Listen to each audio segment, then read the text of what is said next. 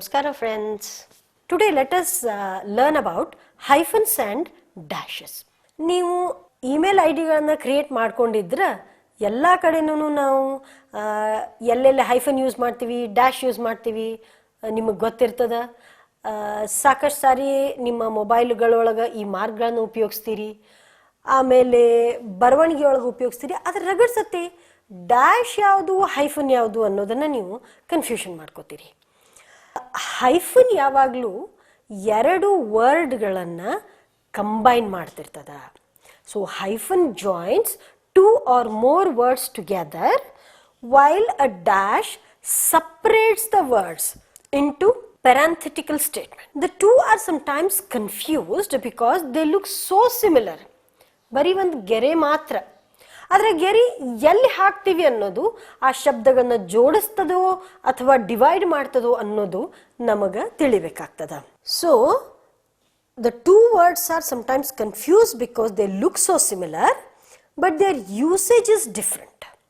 Hyphens are not separated by spaces while dash has a space on either side.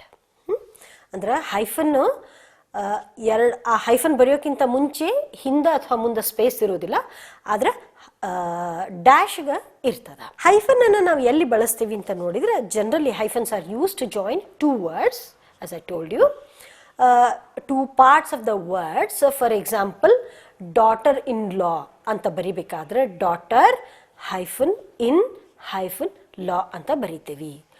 So ಹಿಂಗೆ ಈ ವರ್ಡ್ಗಳು ಕೂಡ್ತಾವೆ. ನಿಮ್ಗೆ ಇವು ಎಲ್ಲಿ ಉಪಯೋಗಿಸ್ತಾರೆ ಅಂತ ಕನ್ಫ್ಯೂಷನ್ ಆದರೆ ನೀವು ಡಿಕ್ಷನರಿಗಳನ್ನು ರೆಫರ್ ಮಾಡೋದು ಅಥವಾ ಇಂಟರ್ನೆಟನ್ನು ರೆಫರ್ ಮಾಡೋದು ಬಹಳ ಒಳ್ಳೆಯದು. ಅಂದರೆ ನಿಮ್ಗೆ ಕನ್ಫ್ಯೂಷನ್ಗಳು ಕಡಿಮೆ ಆಗ್ತವೆ. ಸೊ ಕಂಪೌಂಡ್ ವರ್ಡ್ಗಳಲ್ಲಿ ಫಾರ್ ಎಕ್ಸಾಂಪಲ್ ನಾನು ಇಲ್ಲಿ ಎಕ್ಸಾಂಪಲ್ ತೋರಿಸ್ತೀನಿ. ರನ್ ಡೌನ್ ಅಥವಾ ಅಪ್ ಟು ಡೇಟ್ ಅಂಥ ವರ್ಡ್ಗಳೊಳಗೆ ಇದು ಕಂಪೌಂಡ್ ವರ್ಡ್ ಅಂತೀವಿ. ಎರಡು ವರ್ಡ್ಗಳನ್ನ ಕೂಡಿಸಲ್ಲಿ ನಡುವೆ ನಾವು ಇಲ್ಲಿ ಹೈಫನ್ನನ್ನು ಬಳಸೇವಿ. ಇದು ದಿನದಿಂದ ದಿನ ಹಂಗೆ ಇಂಪ್ರೂವ್ ಆಕ್ಕೋತನ ಹೊಂಟದ ಈ ಹೈಫನ್ ಯೂಸೇಜ್ ಆಫ್ ಹೈಫನ್ ಅಥವಾ ಡ್ಯಾಶಸ್ಸು. ಹೀಗಾಗಿ ನಿನ್ನೆ ಇದ್ದ ರೂಲ್ ಇವತ್ತಿರ್ತದಂತಿಲ್ಲ, ಇವತ್ತಿದ್ದ ರೂಲು ನಾಳೆ ಇರ್ತದಂತಿಲ್ಲ. ಫಾರ್ ಎಕ್ಸಾಂಪಲ್ ನಿಮ್ಮ ಹತ್ರ ಏನಾರು ಈಗ ಒಂದು 5 ವರ್ಷ ಹಿಂದಿನ ಪಬ್ಲಿಷ್ ಆಗಿದ್ದ ಡಿಕ್ಷನರಿ ಇದ್ರೆ, 10 ವರ್ಷದ ಹಿಂದಿನ ಡಿಕ್ಷನರಿ ಇದ್ರೆ, ಡೆಫಿನೆಟ್ಲಿ ಅವತ್ತು ಹೈಫನನ್ನು ಉಪಯೋಗಿಸೋ ಪ್ಯಾಟರ್ನ್ಗೂ ಇವತ್ತನ್ನು ಉಪಯೋಗಿಸೋದಕ್ಕೂ ಭಾಳ ಡಿಫ್ರೆನ್ಸ್ ಬರ್ತದೆ ನಿಮ್ಗೆ. ಹೀಗಾಗಿ ಅಯ್ಯೋ ಡಿಕ್ಷನರಿ ಇದನ್ನ ಕೊಟ್ಟಿಲ್ಲ ಅಂತ ಅನ್ಬೋದು, ಆದ್ರೆ ಆ್ಯಕ್ಚುಲಿ ಅದು ಇವತ್ತಿನ ಯೂಸೇಜ್ ಒಳಗೆ ಹೈಫನನ್ನು ಡ್ರಾಪು ಮಾಡಿರ್ಬೋದು ಅಥವಾ ಆ್ಯಡು ಮಾಡಿರಬಹುದು. There are some cases where hyphens are preserved for written clarity, such as there are letters of collisions where a prefix is added, or in a family relations like son-in-law or daughter-in-law, or any words that have been hyphenated in the past have since been dropped. They have dropped the hyphen and have become single word. For example, a word like cooperate, ನಾವು ಸಣ್ಣವರಿದ್ದಾಗ ಅಂದ್ರೆ ನಾವು student ಇದ್ದಾಗ cooperate ಬರಿಬೇಕಾದ್ರೆ 2 ಓಗಳ ನಡುವೆ ಒಂದು ಹೈಫನನ್ನು ಸೇರಿಸಿದ್ವಿ. ಇವತ್ತು ಆ ಹೈಫನನ್ನು drop ಮಾಡಿಬಿಟ್ಟಿವಿ. ನಾವು ಹೊಸದಾಗಿ ವರ್ಡ್ ಇಮೇಲನ್ನು ಕಲಿತಾಗ ಇ ಮತ್ತು ಮೇಲ್ ನಡುವೆ ಒಂದು ಹೈಫನನ್ನು ಇಡ್ತಿದ್ವಿ. ಇವತ್ತು ಆ ಮೇಲ್ ಇಲ್ಲ. ಆಮೇಲೆ ನವಡೇಸ್ ಅನ್ನೋ ವರ್ಡ್ ಒಳಗೆ ಇವತ್ತು ಹೈಫನ್ನು ಇಲ್ಲ.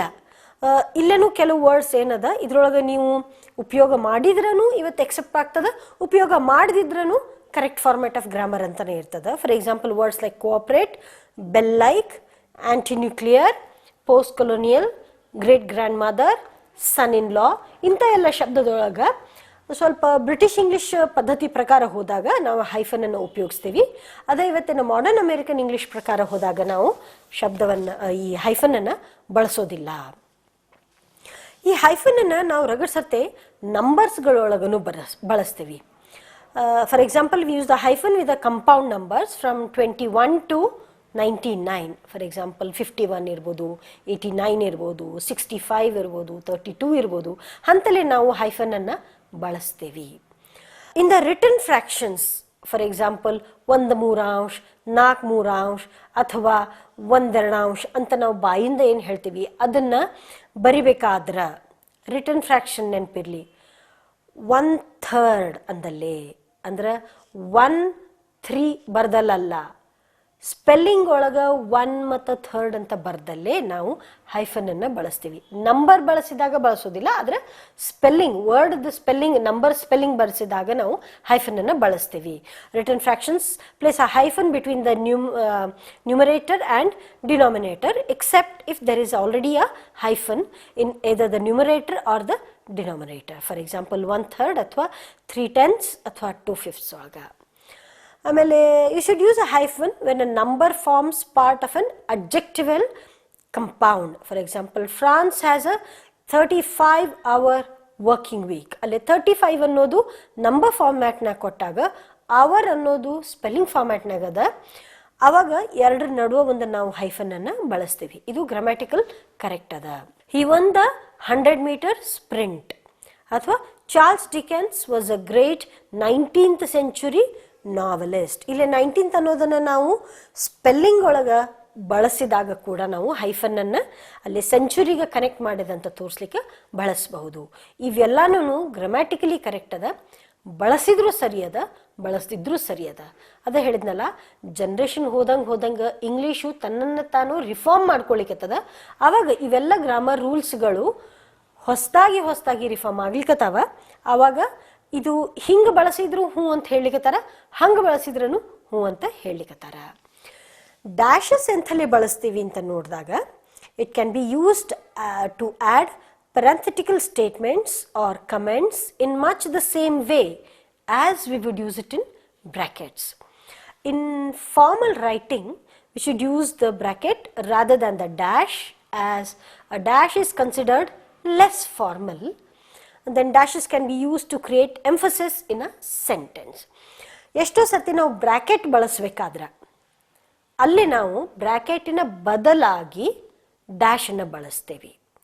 ಆದರೆ ಫಾರ್ಮಲ್ ಸ್ಪೀಚ್ ಬರಿಬೇಕಾದ್ರೆ ನಾವು ಬ್ರ್ಯಾಕೆಟನ್ನು ಬಳಸೋದು ಹೆಚ್ಚು ಸೂಕ್ತ ಆಗ್ತದೆ. ಯಾಕಂದ್ರೆ ಡ್ಯಾಶ್ ಉಪಯೋಗಿಸೋದು ಅಷ್ಟು ಫಾರ್ಮಲ್ ರೈಟಿಂಗ್ ಅಂತ ಹೇಳಿ ಎಕ್ಸೆಪ್ಟ್ ಆಗಿಲ್ಲ. ಮತ್ತು ಯಾವುದೋ ಒಂದು ಸೆಂಟೆನ್ಸ್ನಾಗ ಏನೋ ಒಂದು ಬಹಳ ಮಹತ್ವದ ಅಂತ ತೋರಿಸ್ಬೇಕಾದ್ರೂ ನಾವಲ್ಲಿ ಡ್ಯಾಶ್ ಉಪಯೋಗಿಸ್ತೀವಿ. For example, you may think she is a lawyer dash she is not, ಅಥವಾ she isn't. She might come to the party dash you never no.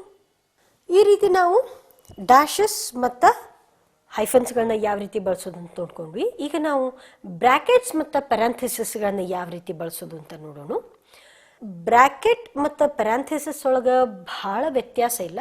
ಬ್ರ್ಯಾಕೆಟನ್ನು ನಾವು ರೌಂಡ್ ಬ್ರ್ಯಾಕೆಟ್ ಅಂತೇವಿ, ಪ್ಯಾರಂಥೆಸಿಸ್ ಅಂದ್ರೆ ಸ್ಕ್ವೇರ್ ಆಗಿರ್ತದೆ ಅಥವಾ ಸ್ಕ್ವೇರ್ ಬ್ರ್ಯಾಕೆಟ್ ಅಂತಲೂ ಕರಿತೀವಿ.